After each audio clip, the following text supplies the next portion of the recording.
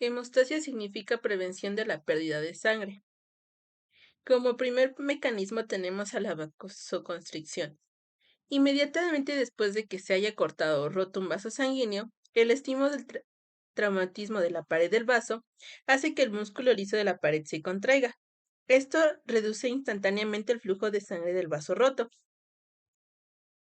La contracción es el resultado de un espasmo miógeno local de factores autocoides locales procedentes de los tejidos traumatizados, el endotelio vascular y las plaquetas sanguíneas, y los reflejos nerviosos. Estos reflejos nerviosos inician a partir de impulsos nerviosos de dolor u otros impulsos sensoriales, los cuales se originan en los vasos con traumatismo o tejidos cercanos. Pero probablemente se produce aún una mayor vasoconstricción por la contracción miógena local de los vasos sanguíneos, iniciada por el daño directo de la pared vascular. Estos vasos pequeños son los responsables de la mayor parte de la vasoconstricción, ya que liberan una sustancia vasoconstrictora, el tromboxano A2. Si el corte en el vaso sanguíneo es muy pequeño, suele sellarse con un tapón plaquetario. Cuando entran en contacto con la superficie vascular dañada, las plaquetas, especialmente con las fibrinas de colágeno de la pared vascular, cambian rápidamente sus características de manera drástica. Empiezan a hincharse, adoptan formas irregulares con numerosos pseudópedos radiantes que sobresalen de sus superficies. Sus proteínas contráctiles se contraen fuertemente y liberan los múltiples factores activos de sus gránulos. Se vuelven pegajosas que se adhieren al colágeno en el tejido y a una proteína llamada factor de von Willebrand, que se filtra en el tejido traumatizado desde el plasma. Las glucoproteínas de superficie plaquetaria se unen al factor von Willebrand en la matriz expuesta bajo el endotelio dañado. Las plaquetas secretan cantidades mayores de ADP y factor de activación de plaquetas, y sus enzimas forman el tromboxano A2.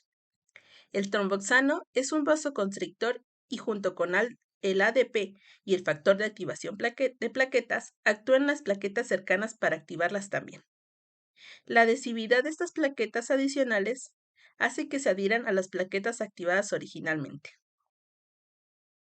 Al principio es un tapón bastante laxo, pero bloquea generalmente la pérdida de sangre si la brecha vascular es pequeña. Después, durante el proceso subsiguiente de coagulación sanguínea, se forman hebras de fibrina. Estas se unen firmemente a plaquetas, construyendo así un tapón flexible. El tercer mecanismo de la hemostasia es la formación del coágulo sanguíneo. El coágulo empieza a aparecer en 15 a 20 segundos si el traumatismo de la pared vascular es y en 1 a 2 minutos si el traumatismo ha sido menor. Las sustancias activadoras de la pared vascular traumatizada, de las plaquetas y de las proteínas sanguíneas que se adhieren a la pared vascular traumatizada van a iniciar el proceso de coagulación. En los siguientes 3 a 6 minutos a la rotura de un vaso, toda la brecha o el extremo roto del vaso se rellenan con un coágulo si el desgarro no es demasiado grande. Entre 20 a 60 minutos después, el coágulo se retrae, que cierra el vaso todavía más. Una vez que se ha formado el coágulo sanguíneo, pueden suceder dos cosas. 1. La evolución habitual de un coágulo que se forma en un agujero pequeño de una red vascular es la invasión de los fibroblastos.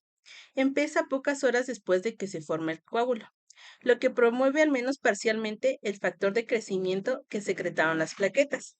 Este proceso continúa hasta la organización completa del coágulo en tejido fibroso en aproximadamente 1 a 2 semanas. A la inversa, cuando pasa sangre a los tejidos y aparecen coágulos allí donde no eran necesarios, se activan sustancias especiales que hay dentro del coágulo. Estas sustancias funcionan como enzimas que disuelven el coágulo. En la sangre y en los tejidos se han encontrado más de 50 sustancias importantes que causan o afectan la coagulación. Unas que estimulan la coagulación llamadas procoagulantes y otras que inhiben la coagulación llamadas anticoagulantes. El que la sangre se coagule o no depende del equilibrio de estos dos grupos de sustancias.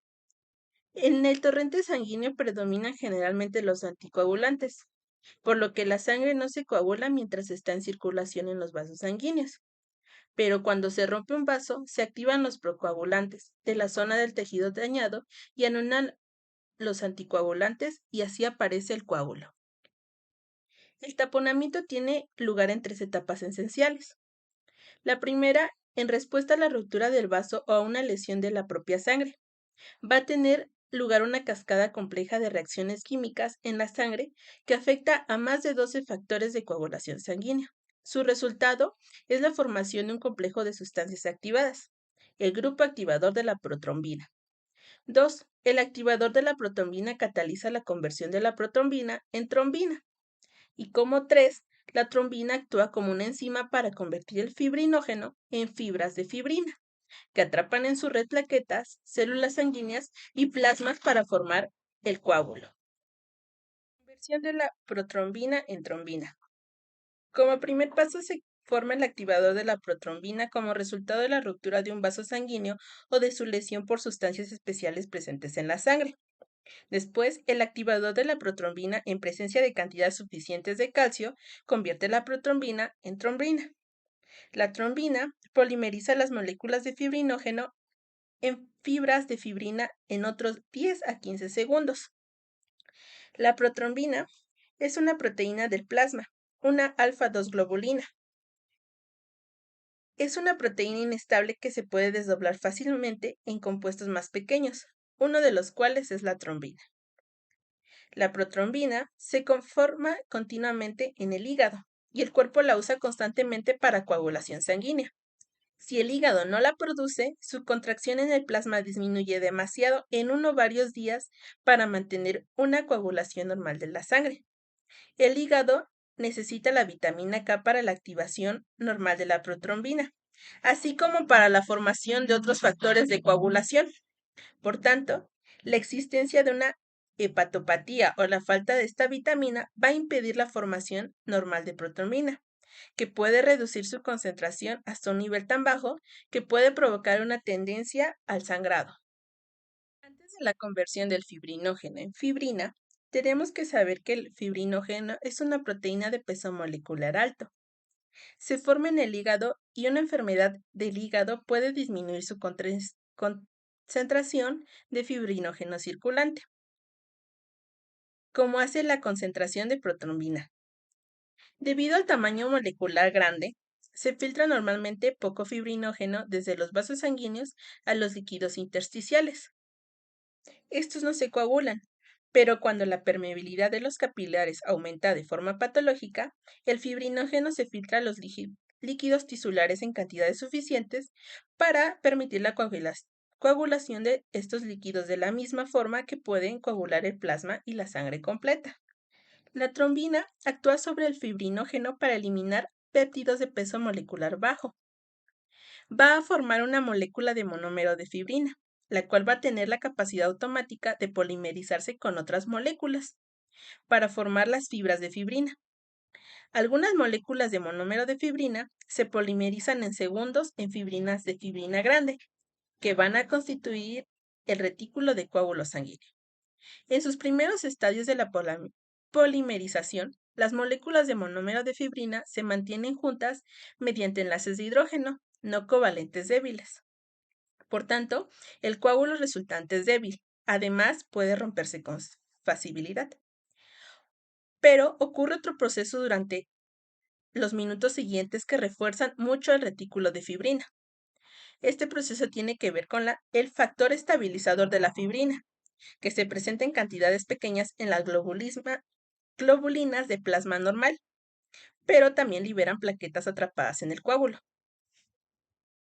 El factor estabilizador de la fibrina debe activarse por sí mismo antes de que tenga un efecto en las fibras de fibrina. Esta sustancia activada opera como una enzima para formar enlaces covalentes entre más y más moléculas de monómero de fibrina. Las fibras de fibrina se adhieren además a las superficies dañadas de los vasos sanguíneos. Por tanto, el coágulo sanguíneo se hace adherente a cualquier brecha vascular y de este modo va a impedirse que de sangres mayores. Minutos después de que se ha formado el coágulo, se empieza a contraer y exprime la mayor parte del líquido del coágulo en 20 a 60 minutos. Este líquido se llama plasma.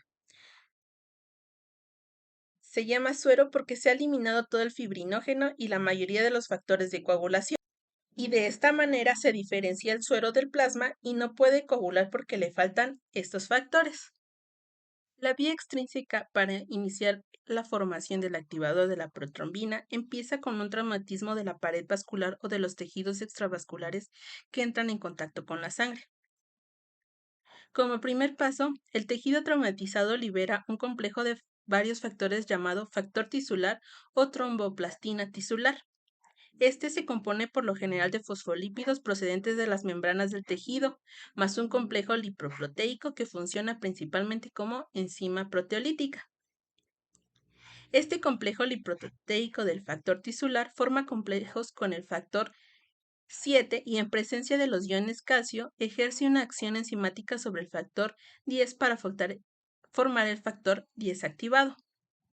El factor 10 activado se combina inmediatamente con los fosfolípidos tisulares que son parte de los factores tisulares o con fosfolípidos adicionales liberados por las plaquetas y también por el factor 5 para formar el complejo llamado activador de la protrombina.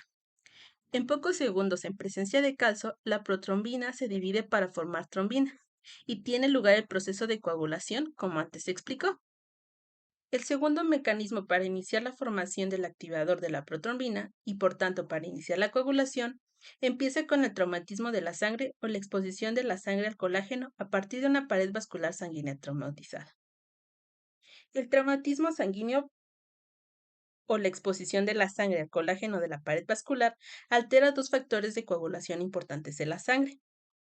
Cuando se altera el factor 12 por entrar en contacto con el colágeno o con una superficie humedecible como un cristal, va a adquirir una nueva configuración molecular, lo que va a convertirse en una enzima proteolítica llamada factor 12 activado. Simultáneamente, el trauma sanguíneo daña también las plaquetas debido a la adherencia al colágeno o a una superficie humedecible, o otro tipo de trastorno.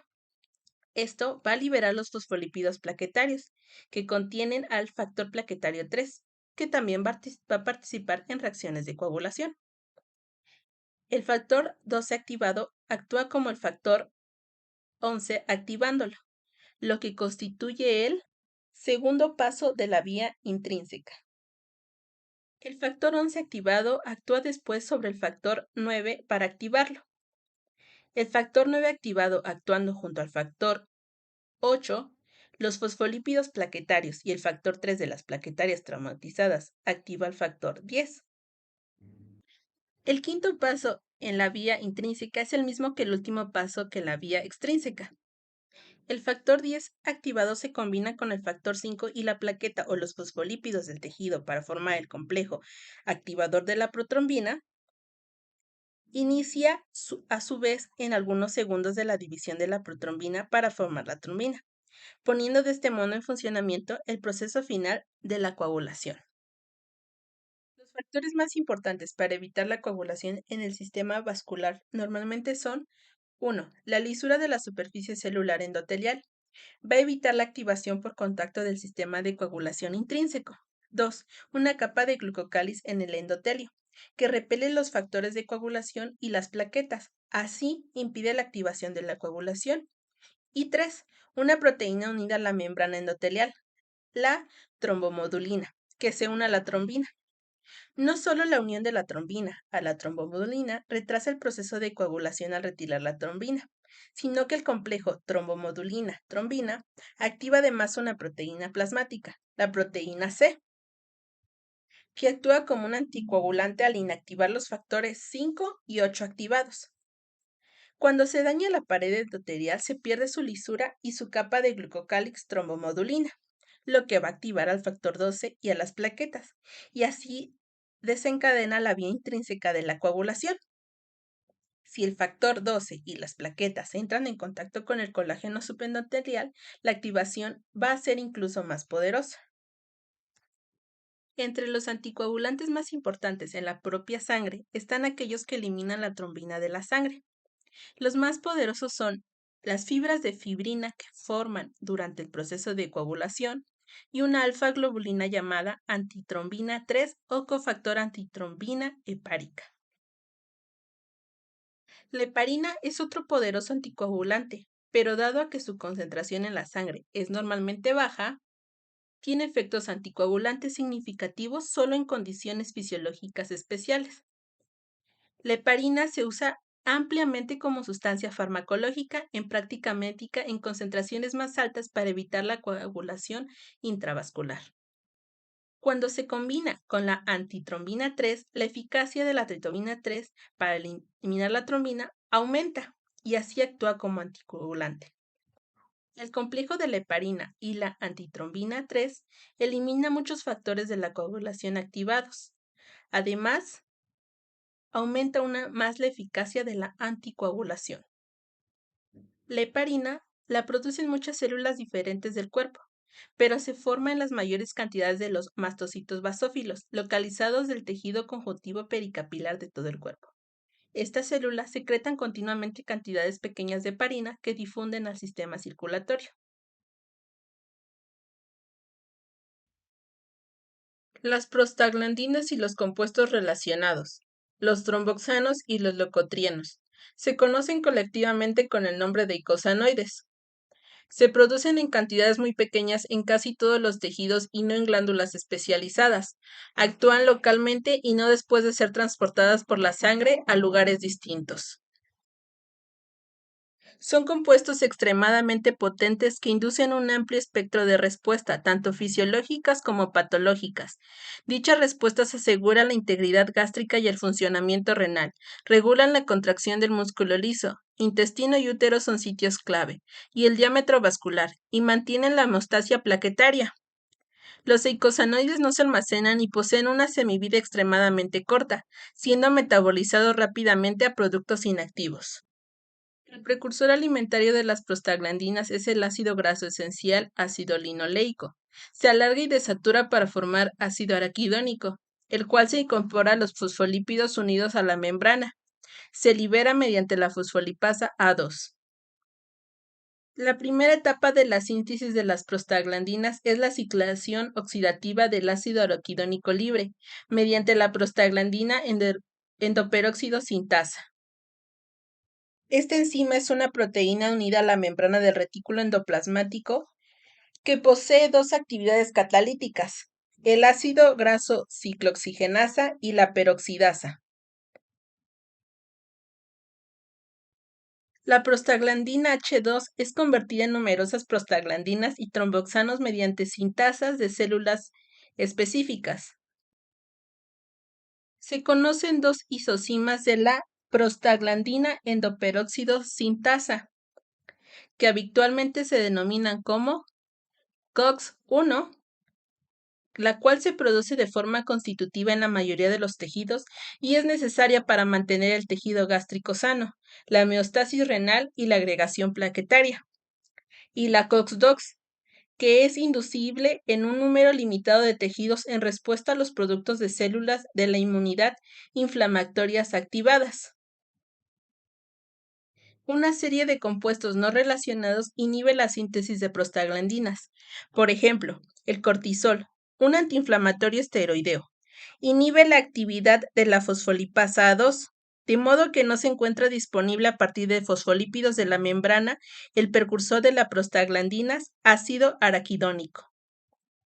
La aspirina, la indometacina y la fenilbutazona, todas ellas antiinflamatorios no esteroideos, inhiben tanto la COX-1 como la COX-2 y por tanto impiden la síntesis de prostaglandina progenitora, la PGH2. El ácido araquidónico se convierte en una serie de hidroperoxiácidos lineales mediante una ruta separada en la que se invierte una familia de lipoxigenasas. Por ejemplo, las 5-lipoxigenasas convierte el ácido araquidónico en 5-HPETE. Este se convierte en una serie de leucotrienos y la naturaleza de los productos finales varía en función del tejido. Los leucotrienos son mediadores de la respuesta alérgica y de la inflamación. Su síntesis no es afectada por los AINES. El tromboxano A2 es producido por la COX-1 en las plaquetas activadas. Fomenta la adherencia y la agregación de las plaquetas circulantes y la contracción del músculo liso vascular, promoviendo de este modo la formación de coágulos sanguíneos. La prostaciclina, producida por la COX-2 en células endoteliales vasculares, inhibe la agregación plaquetaria y estimula la vasodilatación, impidiendo así la trombogénesis. Los efectos opuestos del TXA2 y de la prostaciclina limitan la formación de trombos a los lugares de lesión vascular.